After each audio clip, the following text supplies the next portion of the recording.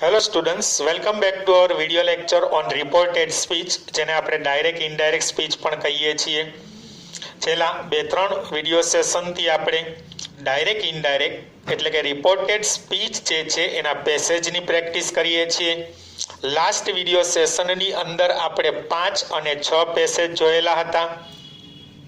આજના આપણા વિડિયો સેશનની અંદર આપણે 7મો અને 8મો જે પેસેજ છે એ કરવા જઈ રહ્યા છીએ.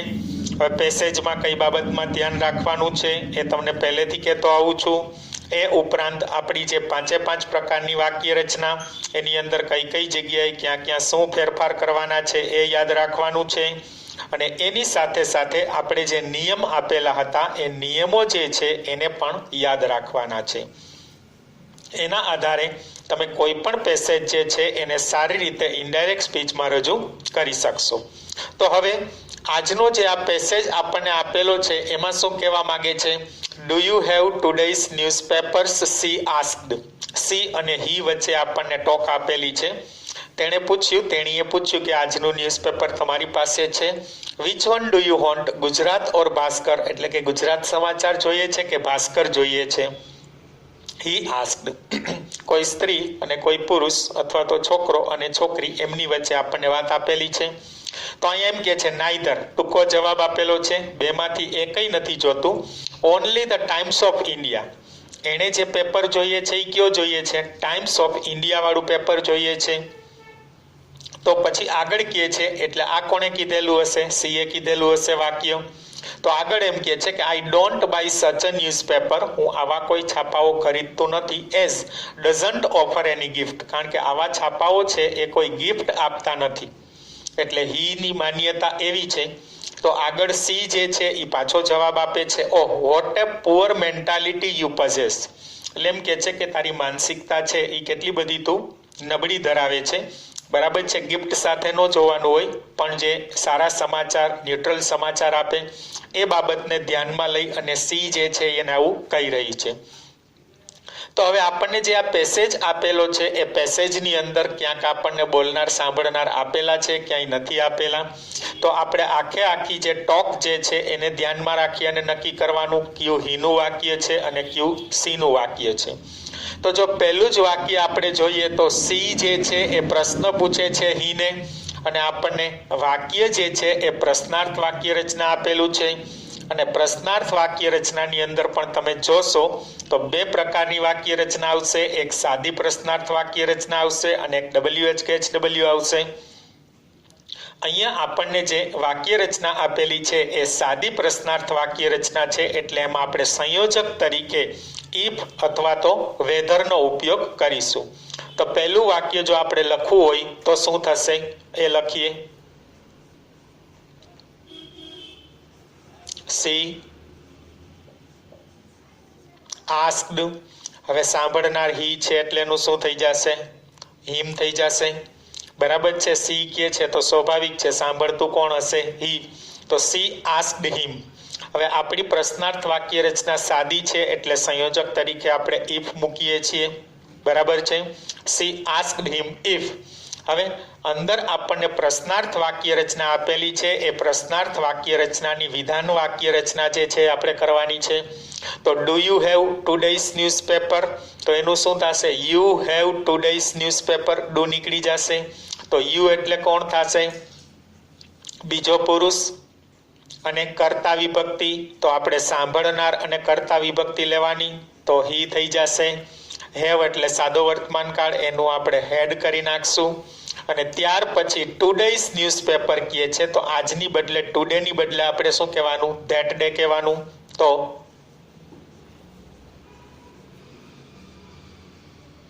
That days newspapers. બરાબર છે, એટલે પહેલાનો આન્સર આપણો શું બને છે? She asked him. તેણીએ તેમને પૂછ્યું if he had that day's newspaper. તે દિવસનું છાપું એમની પાસે હતું. કારણ કે ઇનડાયરેક્ટ કરીએ છીએ એટલે આપણને ખબર જ છે નજીકતા દર્શકના શબ્દો છે એને આપણે દૂરતા દર્શકમાં લઈ જવાના હોય, એટલે આ પ્રકારની વાક્ય રચના થશે. તો હવે બીજું વાક્ય છે which one do you want? Gujarat or Bhaskar? He asked.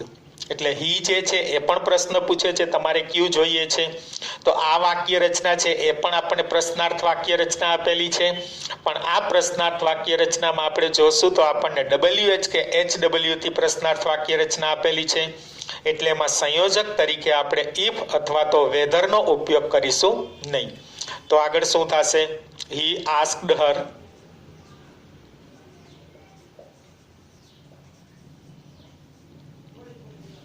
He asked હર.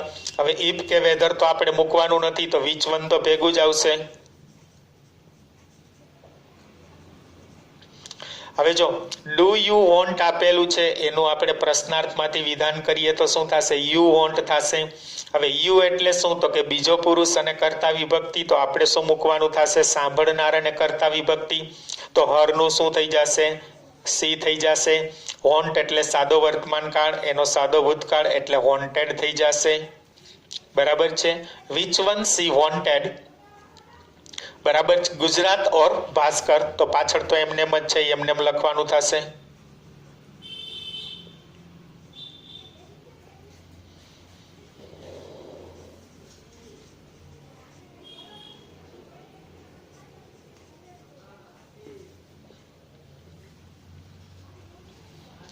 તો આપણું બીજું વાક્ય જે છે તૈયાર થઈ ગયું. બરાબર. પેસેજમાં જ લખવાનું છે. તો શું થશે? He asked her which one she wanted Gujarat or Bhaskar. તેણે કયું જોઈએ છે? ગુજરાત જોઈએ છે કે ભાસ્કર જોઈએ છે? તો જો હવે અહીંયા પ્રશ્ન પૂછે છે એનો જવાબ આપણને નાઈધર થી આપેલો છે, ટૂંકા શબ્દથી જવાબ આપી દીધો છે. અને પછી આગળ એમ કે છે only the times of India. તો હવે અહીંયા આપણને પહેલું સી નું વાક્ય છે, બીજું હી નું વાક્ય છે, તો ત્રીજું વાક્ય કેનું હશે? સી નું હશે. તો એને જવાબ આપ્યો છે એટલે સી રિપ્લાઇડ અથવા તો આન્સર્ડ. સી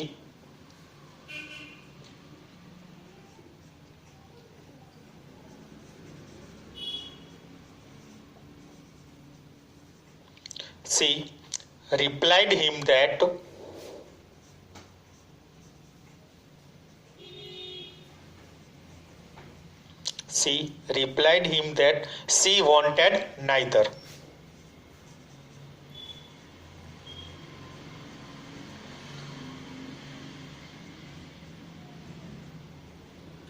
અને હજી કોમા કરીને આગળ કહે છે only the times of India. તો એ વોન્ટની જ વાત છે, એ પણ ટૂંકા શબ્દમાં જવાબ છે, આ પણ ટૂંકા શબ્દમાં જવાબ છે. તો આગળ શું કહેવાનું? C replied him that she wanted neither, C wanted only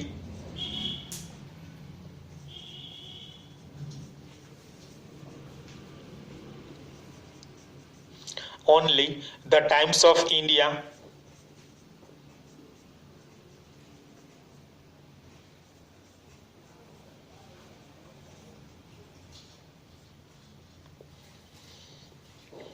તો આપણો આ ત્રીજા વાક્યનો આન્સર છે તૈયાર થઈ ગયો. ટૂંકા શબ્દોથી આપણને જવાબ આપેલ છે. તો ઓલા નિયમોમાં કીધેલું જ હતું કે ટૂંકા શબ્દોથી રજૂઆત આપેલી હોય તો પૂરા શબ્દોમાં ઉપરના પ્રશ્ન વાક્યના આધારે પૂરા શબ્દોમાં પૂરા વાક્યની અંદર જવાબ લખવાનો છે. એટલે આપણો જવાબ શું થાય છે તૈયાર? તો કે સી રિપ્લાઇડ હિમ, અહીંયા આન્સર્ડ કહીએ તો પણ ચાલે. C replied him that she wanted neither, તેણે બેમાંથી એકય નથી જોતા. C wanted only the times of India, તેણે ફક્ત ટાઈમ્સ ઓફ ઇન્ડિયા જ જોઈએ છે. તો પછી આ સીનું વાક્ય થયું, આ હીનું વાક્ય થયું, આ સીનું થયું, તો આ પાછું હીનું થશે. શું કહે છે? આઈ don't buy such a newspaper as doesn't offer આપેલું છે, આફ્ટર નથી, ઓફર છે. Offer any gift. તો હવે હી જે છે એ એની રજૂઆત કરતો હશે. તો હી ટોલ્ડ હર ધેટ, શું કહેશું આપણે? હી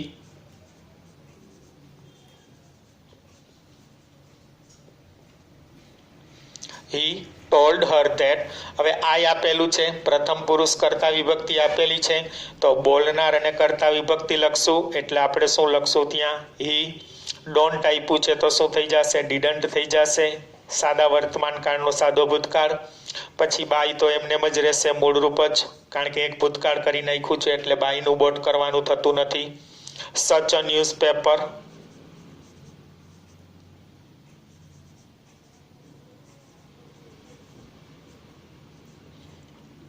પછી એઝ આપ્યું છે. હવે પાછું ડઝન્ટ આપ્યું છે, તો ડઝન્ટ એટલે સાદો વર્તમાન કાળ આપ્યો છે, તો સાદા વર્તમાન કાળનો શું થઈ જશે? સાદો ભૂતકાળ થઈ જશે. તો as didn't offer any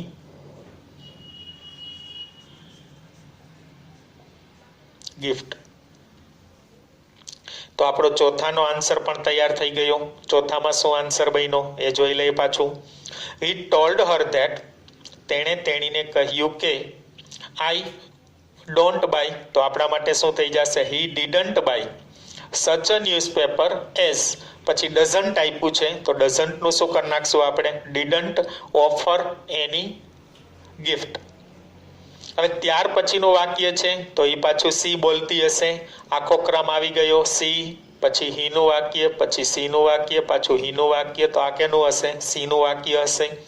O what a poor mentality you possess. જો ઉદ્ગાર વાક્ય રચના આપેલી છે આપણને. ઉદ્ગાર વાક્ય રચના હોય એટલે એક્સક્લેમ્ડ વિથ કહેવાનું છે, કંઈક ભાવ રજૂ કરવાનો આપણે થશે. એટલે આમ જોઈએ તો નાખુશ થઈને કહેવાની વાત છે કે ભાઈ તારી માનસિકતા છે એ કેટલી નબળી છે, તો એમાં નાખુશીનો ભાવ છે. બરાબર છે. એટલે આપણે સેડ થઈ, દુઃખી થઈ અને જે રજૂઆત કરવાની થતી હોય એ પ્રમાણે આપણે કહેશું. તો એના માટે આપણે આન્સર શું લખશું? C.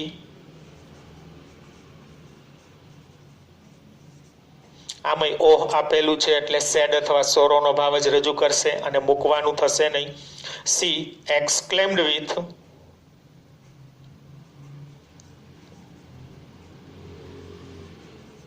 said to her, sorry him આવશે ને.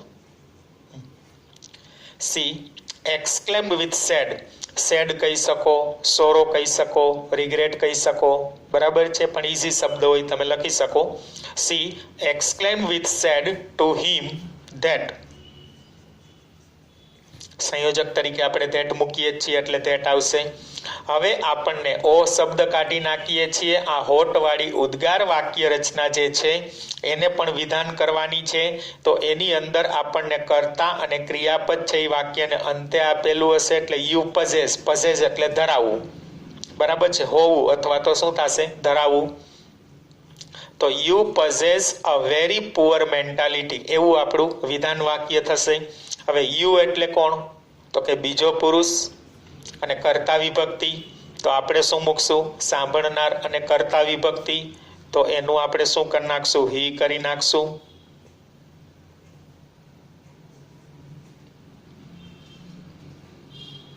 બરાબર છે, હી થશે. હવે પઝેઝ આપ્યું છે એ સાદા વર્તમાન કાળમાં છે, તો એનો સાદો ભૂતકાળ કરી નાખશું. તો શું થઈ જશે? પઝેઝડ. He possessed a very, અને પછી શું કહેવાનું છે? Poor mentality.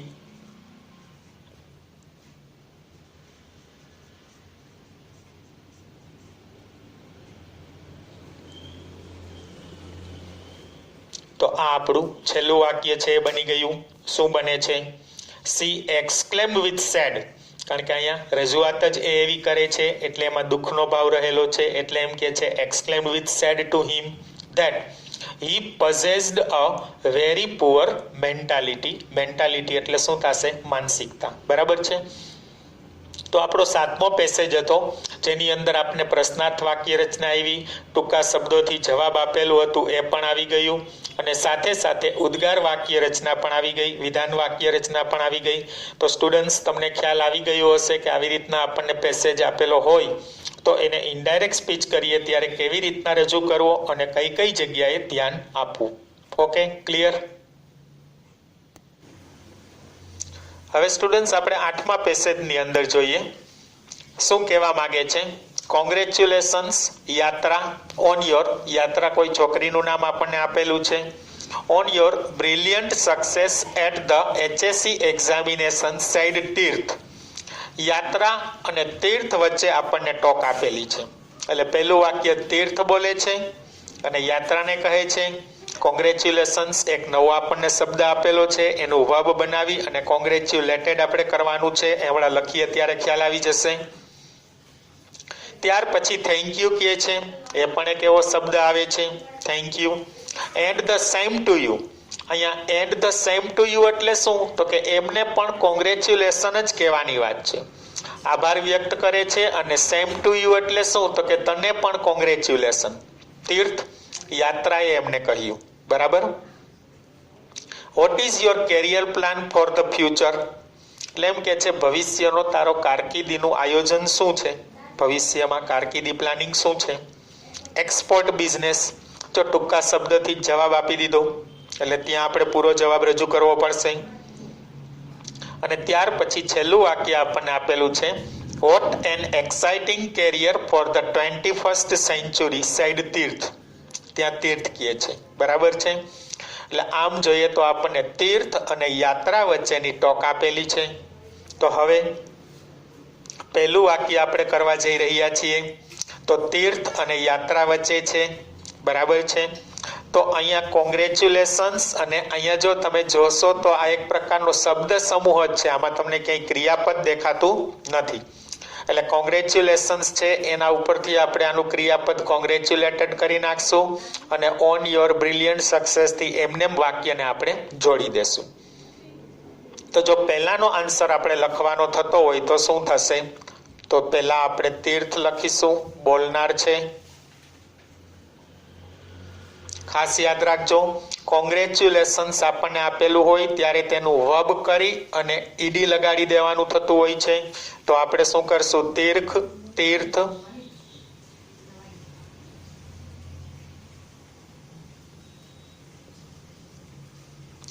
કોંગ્રેચ્યુલેટેડ કોને કહે છે? યાત્રાને.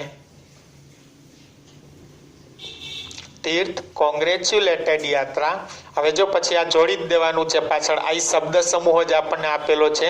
તો ઓન યોર બ્રિલિયન્ટ સક્સેસ છે તો ઓન આવશે. હવે યોર એટલે શું થશે? બીજો પુરુષ અને સંબંધક વિભક્તિ. તો આપણા માટે સાંભળનાર અને સંબંધક વિભક્તિ, તો સાંભળનાર કોણ બનશે? યાત્રા, કારણ કે તીર્થ બોલે છે તો સાંભળનાર કોણ હશે? યાત્રા હશે. તો અહીંયા એનું થઈ જશે હર, અને ત્યાર પછી આવશે brilliant success at the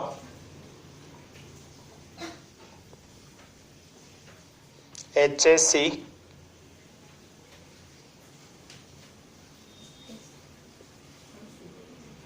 examination. એટલે સરખાઈથી સ્ટુડન્ટ્સ ધ્યાન આપજો. આવી વાક્ય રચના આપી છે એને આપણે કઈ રીતે ઇનડાયરેક્ટ સ્પીચ કર્યું. કોંગ્રેચ્યુલેશન્સ આપેલું હોય તો કોંગ્રેચ્યુલેટેડ કરવાનું, થેન્ક યુ આપેલું હોય તો થેન્કડ કરવાનું, અને વેલકમ આપેલું હોય તો વેલકમ્ડ કરવાનું, બરાબર છે. એટલે એવા 3 શબ્દ હોઈ શકે, કોંગ્રેચ્યુલેશન્સ, થેન્ક યુ અને વેલકમ. તો એને વર્બ બનાવી અને રિપોર્ટિંગ વર્બ તરીકે લઈ લેવાનું, બરાબર. એટલે આપણે પહેલાનો આન્સર જોઈએ તો શું તૈયાર થયો? તીર્થ કોંગ્રેચ્યુલેટેડ યાત્રા on her brilliant success at the HSC examination. બીજું વાક્ય છે એ જોઈએ. Thank you and the same to you. Tirth Yatra said. હવે યાત્રા જે છે એ પણ તીર્થનો આભાર વ્યક્ત કરે છે અને સાથે સાથે એમને કોંગ્રેચ્યુલેશન પણ કહે છે. તો એના માટે આપણે લખશું યાત્રા. થેન્ક યુ આપેલું છે તો એનું વર્બ બનાવવાનું છે આપણે. તો શું કરશું? થેન્કડ.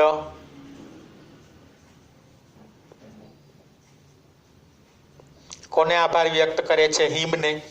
એક તમે યાત્રા નામ લખી નાખ્યું અને હવે તીર્થ માટે આપણે હિમ મૂકી દીધું તો વાંચનારને આરામથી ખબર પડી જશે કે હિમ જે છે એ તીર્થ માટે જ આપણને આપેલું છે, બરાબર છે. એટલે યાત્રા, થેન્કડ હિમ, અને હજી and the same to you. અહીંયા સેમ ટુ યુ એટલે શું કહેવા માંગે છે? કોંગ્રેચ્યુલેશન જ. તો એ જ વર્ડ આપણે લેવાનો, એન્ડ.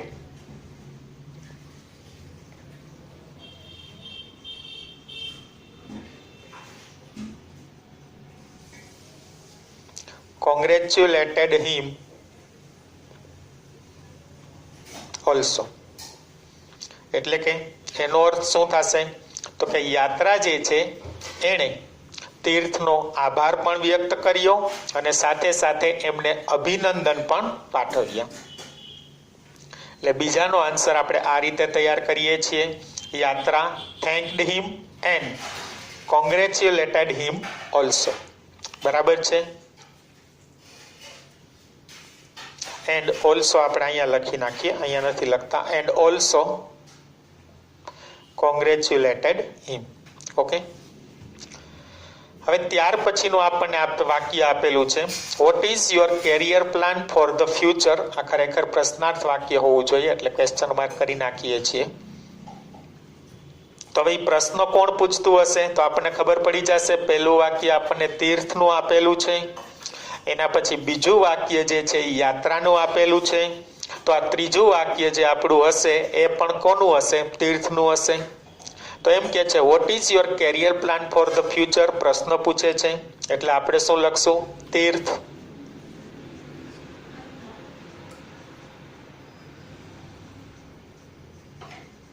Asked her. પછી યાત્રા મૂકવાની જરૂર નથી, એની બદલે એમનું સર્વનામ આપણે મૂકી દઈએ તો ચાલે. તીર્થ આસ્ક્ડ હર. હવે આપણી પ્રશ્નાર્થ વાક્ય રચના તમે જોશો તો ખબર પડી જશે. સાદી પ્રશ્નાર્થ વાક્ય રચના અને WHKHW વાળી પ્રશ્નાર્થ વાક્ય રચના હોય. તો અહીંયા આપણને WHKHW વાળી પ્રશ્નાર્થ વાક્ય રચના આપેલી છે, એટલે સંયોજક તરીકે આપણે ઇફ કે વેધરનો ઉપયોગ કરશું નહીં. તો સીધું શું મૂકી દઈશું આપણે? વોટ જ સંયોજકનું કામ કરશે, એટલે વોટ મૂકી દેશું. વોટ. હવે આ વાક્યને વિધાન કરવાનું છે તો શું થશે? Your career plan for the future is. બરાબર છે. અથવા તો your career plan is for the future એમ પણ આપણે કહી શકીએ. તો હવે આગળ આપણે લખશું તો શું થશે? વોટ યોર કેરિયર પ્લાન કહે છે.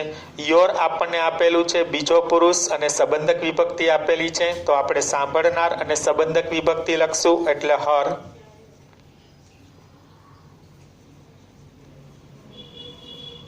Carrier plan. પછી આપણે એના પછી લખવું હોય તો ફોર ધ ફ્યુચર આપણને ETC આપેલું છે, તો હોઝ ઇઝ નું શું થઈ જશે? Whose for the future. બરાબર છે. Tirth asked her what her career plan was for the future. અથવા એમ પણ કહી શકાય what her career plan for the future was. બરાબર છે. તો હવે આગળ જોઈએ તો ત્યાં આપણને એક્સપોર્ટ બિઝનેસ જો એટલા ટૂંકા શબ્દમાં જવાબ આપણને આપી દે છે. તો હવે એ જવાબ કોણ આપતું હશે? તો પાછો ક્રમ જોશો એટલે ખબર પડી જશે. તીર્થ છે, પછી યાત્રા છે, પછી તીર્થ છે, તો ફરીથી કોણે આન્સર આપેલો હશે? યાત્રાએ આન્સર આપેલો હશે. તો પ્રશ્નનો જવાબ આપે છે એટલે આપણે આન્સર્ડ અથવા તો રિપ્લાઇડ કરશું. તો યાત્રા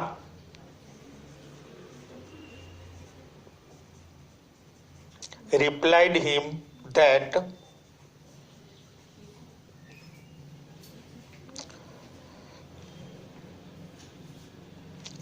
આખો આના ઉપરથી ક્વેશ્ચન ઉપરથી જ આખો આન્સર તૈયાર કરશું તો શું થશે? યાત્રા replied him that her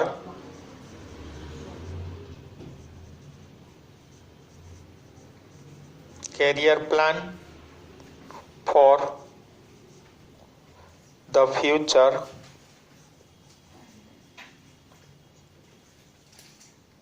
was export business.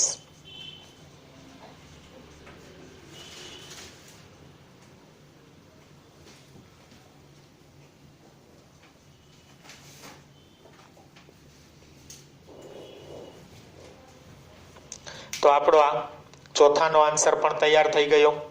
શું થશે આન્સર આખો? તો યાત્રા replied him that her career plan for the future was export business, અથવા તો export business was her career plan for future, એવી રીતના પણ આપણે લખી શકીએ. બરાબર છે.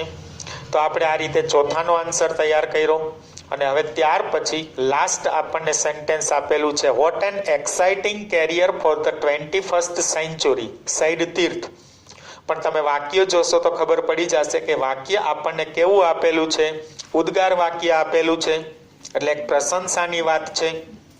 કારણ કે 21st માટેનું એક સારું કેરિયર, એક્સાઇટિંગ કેરિયર જે છે એને સિલેક્ટ કરેલું છે, તો જેની અંદર સામાન્ય રીતે પ્રશંસા કરવામાં આવતી હોય.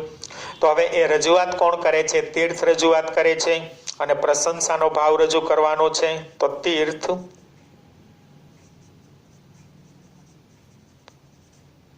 exclaimed with praise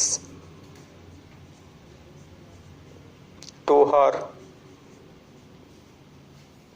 Tirth exclaimed with praise to her that. હવે તમે એ વાક્યની અંદર જો શું આપ્યું છે, what an exciting career for the 21st century, પાછળ આપણને સબ્જેક્ટ અને વર્બ આપેલું નથી, તો ત્યાં આપણે ઇટ ઇઝ જે છે એ લખી શકીએ. બરાબર જ, કારણ કે એને કેરિયર સિલેક્ટ કરેલું છે, તો એના માટે સર્વનામમાં આપણે શેનો ઉપયોગ કરીએ? ઇટનો જ ઉપયોગ કરીએ. તો ત્યાં આપણે ઇટ ઇઝ છે એમ સમજીને આન્સર લખવો હોય તો શું થશે? It was a very exciting. It was a very exciting career for the 21st century. તો આપણા લાસ્ટ સેન્ટેન્સનો આ આન્સર આપણો તૈયાર થઈ ગયો, જેની અંદર શું કહેવામાં આવે છે? Tirth exclaimed with praise to her, પ્રશંસા સાથે તેણીને કહ્યું કે it was a very exciting career for the 21st century. બરાબર છે. આ આપણો 8મો પેસેજ હતો. 8મા પેસેજમાં પણ અવનવા શબ્દ આવ્યા. એ શબ્દોની અંદર આપણે શું કરવાનું એ તમે આ લાઈવ વિડીયો લેક્ચરમાં જોઈ લીધું. સ્ટુડન્ટ્સ દરેક જગ્યાએ વ્યવસ્થિત ધ્યાન આપી અને તમારે ઇનડાયરેક્ટ સ્પીચ કરવાની છે, ક્યાંય ભૂલ ન રહે એ ખાસ ધ્યાન આપજો. Now you got the topic. I hope there would be no more doubts. So goodbye and see you again in next video lecture.